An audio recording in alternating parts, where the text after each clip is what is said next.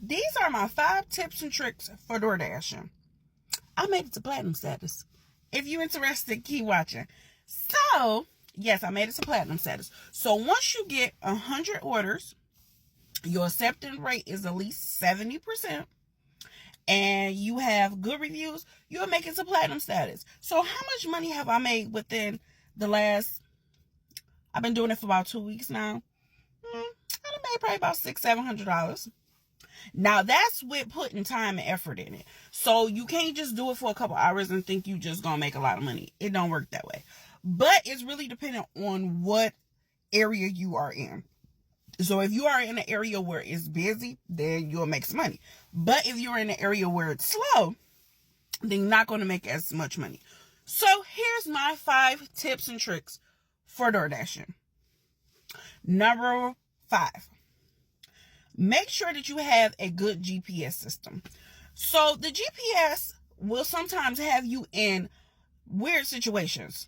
Have you saying you've arrived and the house is about a block away, so that throws you off, and you're not doing your drops off like you would like, so that you can make your money, right?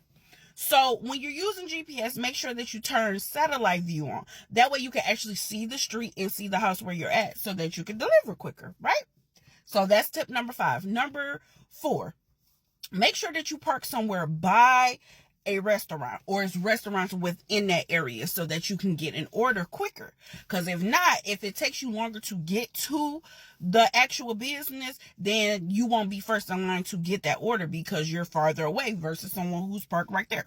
So that's tip number 4. Tip number 3. Make sure that you're communicating with the person that you're delivering their food. So if it's missing items, if the restaurant is slow, make sure that you're updating them, because that can help you get a better tip if people feel like you have open communication with them. Tip number 3.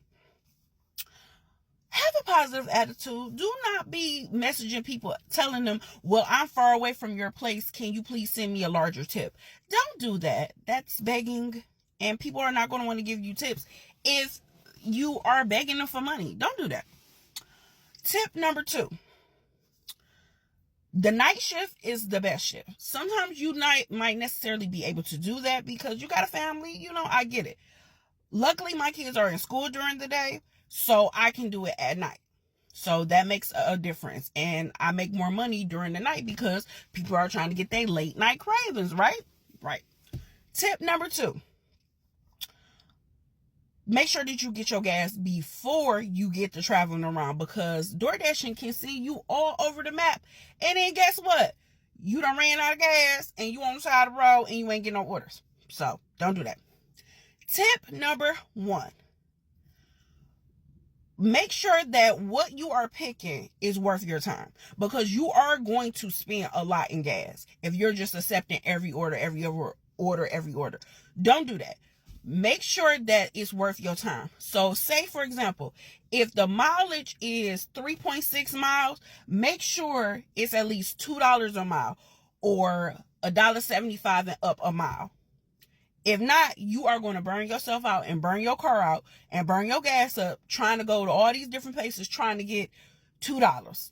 No, it's not worth it. I pick stuff that's $5 and up. If it's like 0.6 miles and it's like $4, I might take it. Other than that, no. And I don't do grocery shopping. Sorry. I don't even like grocery shopping for myself. So I dang sure ain't doing it for nobody else. So don't do that. But I do everything else. So if you want any other information, if you want me to keep making videos like this, put a comment down. Let me know if you like this type of content. But that's my tips and tricks for DoorDashing. Bye-bye.